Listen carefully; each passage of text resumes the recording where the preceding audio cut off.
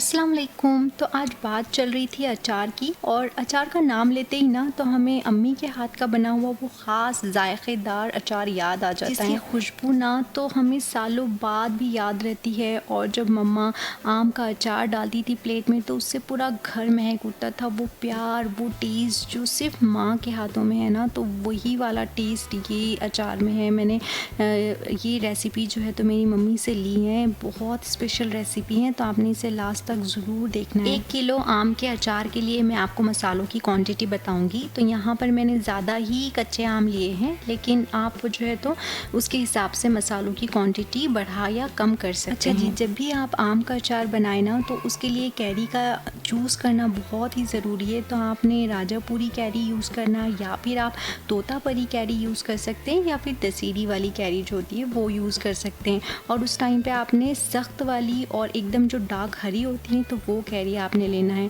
तो अब इन सारी कैरियों को आपने 1 घंटा पहले ना पानी के अंदर डुबो कर रख देना है, ताकि उस पे की सारी डर्ट जो है तो वो निकल जाए। और फिर आपने इसे एक मलमल का कपड़ा लेकर नैपकिन से अच्छे से क्लीन कर लेना है। इसमें थोड़ा भी पानी नहीं होना चाहिए। तो यहाँ पर मैंने सारी कैरियों को जो है तो अच्छे से साफ़ कर लिया है। अब यहाँ पर जो है ना मैं इसकी कटिंग खुद ही कर रही हूँ घर में। तो आप देख सकते हैं इसकी फ्रेशनेस। ये जब इसमें से पानी निकलने लगे तो ये एकदम ताज़ा और फार्म फ्रेश कैरी है। तो आपने यही लेना है हर हाल में, वरना जो है तो आपका आम का अचार बिल्कुल भी अच्छा नहीं बनेगा। तो ये कैरी बहुत ज़्यादा फ्रेश है और फार्म पर से डायरेक्टली घर पर आई हुई है। तो यहाँ पर मैंने इसको इस तरह से चॉप कर लिया है। आप चाहे तो मार्केट से भी इसे कटवा के ला सकते हैं। तो अगर गुठली के साथ आप कटिंग करना चाहते हैं तो आप मार्केट से कटवा कर ला सकते हैं। मेरे पास में कैरी की क्वांटिटी बहुत कम थी, इसीलिए मैंने सोचा कि मैं इसकी कटिंग घर में ही कर लेती हूँ। अगर आप ज़्यादा बना रहे हो क्वांटिटी में 5 kg या 10 kg, तो आपने इसकी कटिंग मार्केट से ज़रूर करवा के लाना है। तो मैंने इसे मीडियम साइज़ पीसेस में कट कर लिया है। तो आप देख सकते हैं इसके चंक्स किस तरह से हैं। तो इसी तरह से आपने भी रखना है। और मुझे सिर्फ आधा घंटा लगा था इसे कटिंग करने में। अब मसालों में आपने लेना है मेथी दाना 1 टेबल स्पून, 2 टेबल स्पून राई, 1 टेबल स्पून हम ऐड करेंगे सौंफ, और यहाँ पर 1 टेबल स्पून हम चिल्ली फ्लेक्स ऐड करेंगे, 1 टेबल स्पून कलौंजी, 1 टेबल स्पून हम डालेंगे हल्दी पाउडर, और 1 टेबल स्पून ही रेड चिल्ली पाउडर डालेंगे। तो कश्मीरी रेड चिल्ली पाउडर का यूज़ मैंने यहाँ पे किया है। अब यहाँ पर हमने एक हमाम दस्ता ले लेना है, उसमें राई डालकर इसे हमने दरदरा सा कूट लेना है। बिल्कुल हमने इसे फाइन नहीं करना, दरदरा सा कूटना है। मसालों को ना दरदरा पीसने से जो अचार का जायका है ना वो बहुत ही अच्छा नुमाया और निखर कर आता है। उसका टेक्सचर भी बहुत ही नुमाया हो जाता है। बाज़ लोग ना सरसों की दाल यानी कि राई को क्या करते हैं, थोड़ा सा उसे ड्राई रोस्ट कर लेते हैं, तो उससे भी टेक्सचर और उसका जो एरोमा है वो निखर कर आता है। तो यहाँ पर आपने सौंफ को भी इसी तरह से भून सकते हैं, तो भून कर डालिए, या फिर आपने इसी तरह मेरे जैसा कच्चा डालना है। अब यहाँ पर मैंने मसालों की तैयारी करके रख ली है। अब एक पैन लेना है और इसमें हमने 1 लीटर ऑयल डालना है।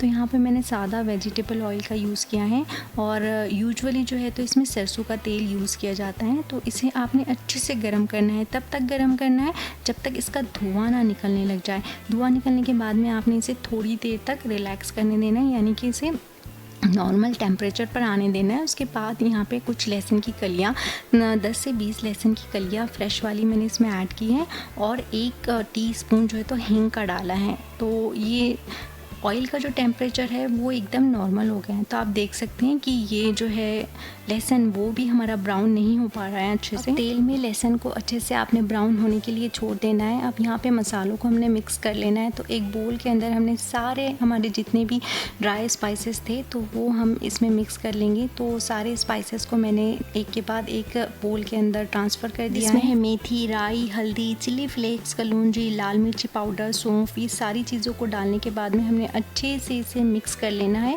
और इसके बाद जो है तो यहाँ पर ये देखिए हमारा जो है तो ऑयल भी अच्छे से ठंडा हो गया है। तो इसमें हमने ऑयल हमारा आधा डाल देना है, और साथ ही में जितनी लहसुन की कलियाँ हैं सारी हमने इसके अंदर ट्रांसफ़र कर देनी है, और इसे एक अच्छे से मिक्स देना है। जब भी हम ऑयल इसमें डालें तो एक छन का सा आवाज़ आना चाहिए, इसमें शुर बोल के जो आवाज़ आता है। अब इसमें हम डालेंगे सॉल्ट, तो 1 टेबलस्पून डालना है सॉल्ट और 1 टीस्पून ब्लैक सॉल्ट डालेंगे, काला नमक और लहसुन की कलियाँ डालकर इसे अच्छे से हमने मिक्स कर लेना है। डालने के बाद में ना सारे मसालों का जो है तो अपना कलर छूटने लग जाता है, तो आप देख सकते हैं कि कितना रिच कलर इसका आया है।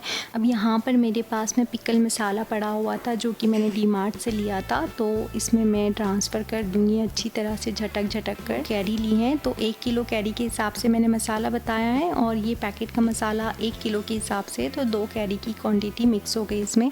अच्छे से मिक्स करने के बाद में हमने इसे रेस्ट देना है 10 से 15 मिनट के लिए। फिर एक बड़ा सा बोल यहाँ पर हमने लेना है और उसके अंदर जो कटिंग की हुई कैरी थी तो वो सारी हम इसमें ऐड कर देंगे।